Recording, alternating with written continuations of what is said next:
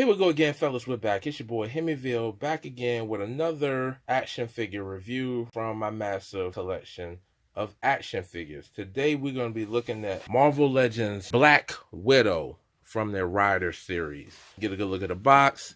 There's the figure along with the motorcycle displayed and a nice little wide open case. You got Black Widow at the bottom, warning labels, yada yada yada. Then we have a beautiful action figure photography photo on the back, and it's got a little really brief bio. I'll let you read that. Pause it. Should be good enough for you to read. Over here we got some pictures of the motorcycle, little details that they've added. So, and also there's some, I forgot to mention, there's a little box art, little drawn picture of Black Widow on the motorcycle on the side of the box as well. Let's go ahead and crack this figure open and get this review rolling. And voila, we got the figure out of the box along with her accessory, being that big old head she got right here. Let's go ahead on and go over the figure's articulation. Looking at the figure, she's got head can rotate 360, can look back that far, can look down that far, elbows, has a hinge joint, and you can also swivel it. She's got wrist articulation. This right hand, it's actually articulated so that she can hold a pistol or a sword. So it goes up and down instead of back and forth. We have the back and forth articulation on the left hand. She's got an ab crunch and crunch down that far. Can rock side to side a little bit and also rotate. Doesn't have much rotating space. My figure, like the leg joints are kind of loose. Well, it's not the like the ball. It's on a ball joint, but like the peg inside where they're mounted, that's kind of loose. So I can get this little shaking.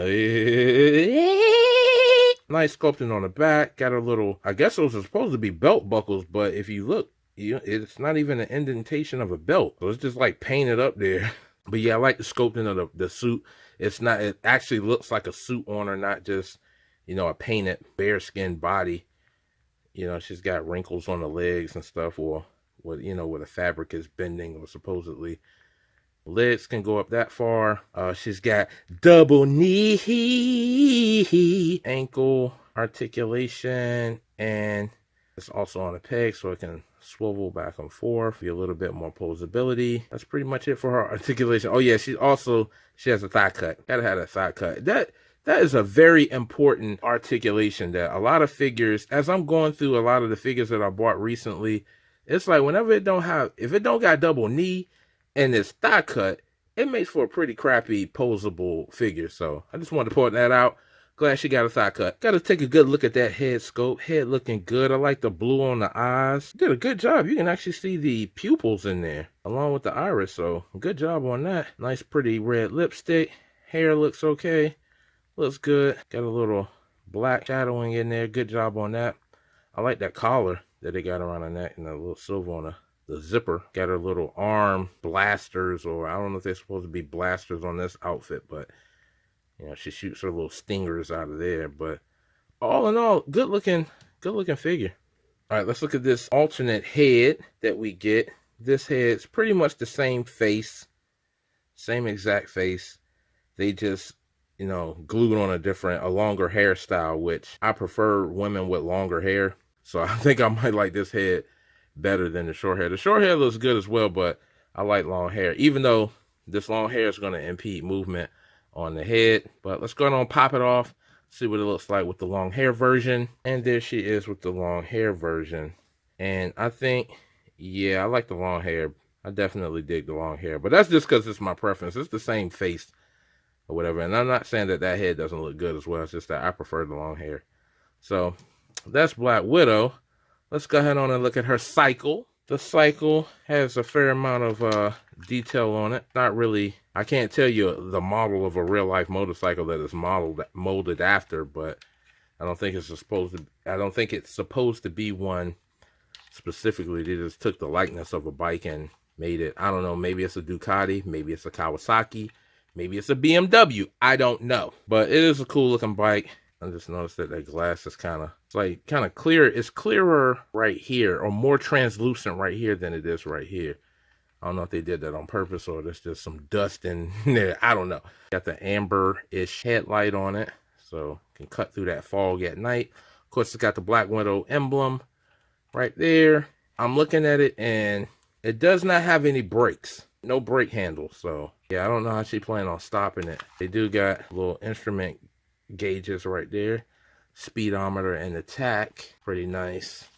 Got the chain. Chain doesn't do anything. It's just molded on like a typical motorcycle. I used to collect motorcycles. So that's the motorcycle. Let's go ahead on and put her on the motorcycle and see how well she sits on it. And there she is sitting on the bike, looking really, really swift. Looking like she's a S.H.I.E.L.D. agent, ready to speed into action and do some avenging. I gotta say, I like this figure. Do I recommend it? I want to say yeah. I would say yeah, I recommend it. I recommend it because of the price. It's an older figure now, so, you know, and the scalpers haven't gotten to it to the point where they're asking for $1,000 for it. So yeah, I would say if you can get your hands on it for, you know, around 20, 21-ish or cheaper, I wouldn't pay over $25 for this figure. I would highly recommend picking it up just for the simple fact that, you know, it's a rider series and it comes with that bike. Is the bike the best? No. The spring on it is kind of like loose. If you notice, like when you sit her down, see how it goes down. I mean, I guess, you know, that's how it really is when you get on a bike. You know, the shocks tend to sit down a little bit. Yeah, so, you know, it looks good. I mean, you'll have to, you know, in order to get her to stand up on the bike, you know, of course it's a motorcycle, so it's not going to be able to stand by itself. It's not flat wheels. I think that's a really good figure. Yeah, the bike is sculpted pretty good. You know, the figure looks good. The body mold is, it's not one that I've commonly seen. She's like the only one I've seen with that leather wrap, you know, with it's not, again, like I said earlier, it's not a painted bare body. You know, it's actually got some molded details on it. So I would say go ahead and pick it up. I'm glad I have it.